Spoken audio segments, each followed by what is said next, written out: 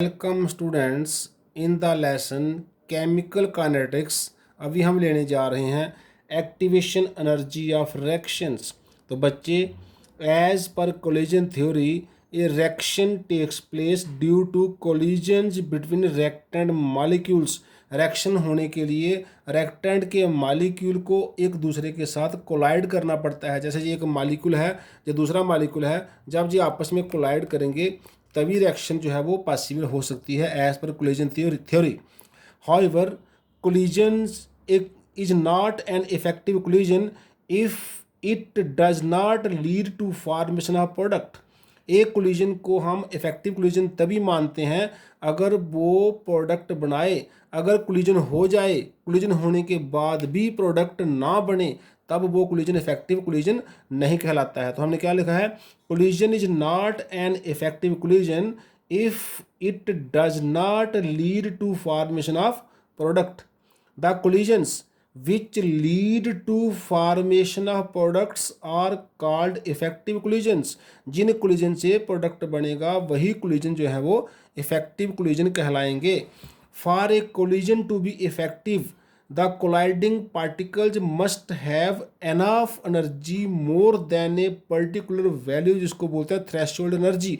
तो क्या है, जैसे कोलिजन होता है, कोलिजन होने से मॉलिक्यूल की एनर्जी जो है बढ़ जाती है, लेकिन वो एनर्जी कुछ इतनी बढ़नी चाहिए ताकि वो प्रोडक्ट बना सके। उसकी कोई पर्टिकुलर वैल्यू है, अगर उस पर्टिकुलर वैल्यू तक एनर्जी नहीं बढ़ेगी कोलिजन के बाद भी, तो वो कोलिजन वाला पार्टिकल फिर सेपरेट हो जाएगा, तो कोलिजन रह जाएगा इनइफेक्टिव कोलिजन। जिस कोलिजन के होने से हमारा रिएक्टेंट प्रोडक्ट बनाएगा वो इफेक्टिव कोलिजन है। जो कोलिजन तो हो गया लेकिन वो प्रोडक्ट नहीं बना सका, वो कोलिजन इनइफेक्टिव रह जाता है। ऐसा इसलिए होता है क्योंकि वो जो एनर्जी की पर्टिकुलर वैल्यू है वो कोलिजन होने के बाद भी उस वैल्यू को टच नहीं कर सकता। उस पर्टिकुलर वैल्यू का नाम दिया गया है थ्रेशोल्ड एनर्जी। हम थ्रेशोल्ड एनर्जी को ऐसे भी डिफाइन कर सकते हैं, the minimum energy which the colliding या reactant molecules must have in order to make the collision effective. तो कोलाइडिंग मॉलिक्यूल की इतनी एनर्जी ताकि वो कोलिजन इफेक्टिव हो जाए, ताकि वो तो प्रोडक्ट बना सके, उस मिनिमम वैल्यू ऑफ एनर्जी को बोलते हैं threshold energy. So the minimum energy which the colliding molecules must have in order to make the collision effective, that is in order to form products, आप ऐसा भी कह सकते हैं, इज कॉल्ड थ्रेशोल्ड एनर्जी। तो जो मॉलिक्यूल्स थ्रेशोल्ड एनर्जी को touch करेंगे वही प्रोडक्ट बनाएंगे। जो कोलिजन थ्रेशोल्ड एनर्जी को टच नहीं करेंगे वो प्रोडक्ट नहीं बनाएंगे, वो वापस रिएक्टेंट में ही फॉल कर जाएंगे। ऐसा क्यों होता है? At room temperature most of the reactant molecules have energy less than the threshold value. Room temperature पे बहुत से रिएक्टेंट की मॉलिक्यूल की जो एनर्जी है वो थ्रेशोल्ड से कम होती है, तभी बहुत सारे कोलिजन इनइफेक्टिव रह जाते हैं। लेकिन if energy is supplied in the form of heat, light etcetera to the reactant molecules, the energy of the reactant molecules क्या हो जाएगी? बढ़ जाएगी। कैन बिकम इक्वल टू और greater than the threshold energy, जहाँ तो उसके बराबर या उससे ज़्यादा भी हो सकती है। द एक्स्ट्रा एनर्जी जो हमने सप्लाई की है बाहर से, उसी को बच्चे बोलते हैं एक्टिवेशन एनर्जी या एनर्जी ऑफ एक्टिवेशन। इसलिए हम डिफाइन कर सकते हैं the minimum extra energy absorbed by या supplied to the reactant molecules so that their energy becomes equal to threshold energy, उसी को बोलते हैं इज कॉल्ड एक्टिवेशन एनर्जी। कम से कम वो वैल्यू ऑफ एनर्जी की जो हमने बाहर से रिएक्टेंट को सप्लाई की या रिएक्टेंट ने जो ऑब्जर्व कर ली, ताकि उनकी जो एनर्जी है वो थ्रेशोल्ड के बराबर हो जाए और वो प्रोडक्ट बना सकें। वो जो हमने एक्स्ट्रा एनर्जी रिएक्टेंट को ऑब्जर्व करवाई है उसी को बोलते हैं एक्टिवेशन एनर्जी। तो हम ऐसा भी कह सकते हैं activation energy is equal to threshold energy जो कि मिनिमम रिक्वायर्ड है, माइनस जो उसके पास पहले है वो उसमें से निकाल दो, minus average energy of the reactant molecules. तो थ्रेशोल्ड में से जब एवरेज को माइनस कर देंगे, वो जो बचेगा वो हमें उसको एक्स्ट्रा सप्लाई करना पड़ेगा, वो हो जाएगा एक्टिवेशन एनर्जी। तो हम कंसेप्ट ऑफ एक्टिवेशन एनर्जी को अगर डायग्राम से समझते हैं, रिएक्शन प्रोफाइल डायग्राम हमारे पास सामने है जो हमें बता रही है path followed by A reaction. तो ये हमारा जे वाला एक्सिस पोटेंशियल एनर्जी बैरियर है, जे वाला एक्सिस रिएक्शन कोऑर्डिनेट है। तो जे वाला पॉइंट जो हमने जो लिया है this is average energy of reactant. जब रिएक्शन नहीं हुई है तो ये एवरेज एनर्जी ऑफ रिएक्टेंट है। हमने रिएक्टेंट के मॉलिक्यूल को एनर्जी सप्लाई की तो उसकी एनर्जी बढ़ना स्टार्ट हो गई, तो जहाँ पे आके वो थ्रेशोल्ड के बराबर हो गई। तो जैसे थ्रेशोल्ड के बराबर जब उससे ज़्यादा हो जाएगी तो वो प्रोडक्ट में बदल जाएगा, जहां हम प्रोडक्ट पर पहुंच चुके हैं। तो इधर से रिएक्टेंट के मॉलिक्यूल एनर्जी गेन करेंगे, थ्रेशोल्ड के पास पहुंचेंगे या उसको क्रॉस करेंगे और प्रोडक्ट में चेंज हो जाएंगे। तो यहाँ से यहाँ तक जो वैल्यू है ये थ्रेशोल्ड एनर्जी है, यहाँ से यहाँ तक जो वैल्यू है, यहाँ से यहाँ तक ये एवरेज एनर्जी ऑफ रिएक्टेंट है। और जो थ्रेशोल्ड में से एवरेज को ये थ्रेशोल्ड में से एवरेज को माइनस किया तो we are left with this value. तो ये जो है यहाँ से लेकर यहाँ तक, इस पॉइंट से एवरेज वाले पॉइंट से लेकर थ्रेशोल्ड वाले पॉइंट तक जो एनर्जी हमें बाहर से सप्लाई कर रहे हैं रिएक्टेंट के मॉलिक्यूल को ऑब्जर्व करवाने के लिए, यही जो है ये ई ए मतलब एक्टिवेशन एनर्जी है। तो हमारे पास क्या है, जो ई थ्रेशोल्ड है उसमें से ई एवरेज जो है वो माइनस कर दी तो हमारे पास बच गई ई एक्टिवेशन एनर्जी। इस प्रोफाइल में हमें ये एनर्जी ऑफ द प्रोडक्ट जो है हमने जहाँ पर लेस देन रिएक्टेंट दिखाई है। अगर हमारी रिएक्शन एक्सोथर्मिक है तो ऐसा होता है, अगर रिएक्शन एंडोथर्मिक हो तो एनर्जी ऑफ द प्रोडक्ट जो है वो मोर देन रिएक्टेंट हो जाती है। उस पर हम ज़्यादा डिटेल में बाद में जाएंगे। फिलहाल हमारे पास क्या है, is in order that reactants में change into products they have to cross an energy barrier equivalent to threshold energy.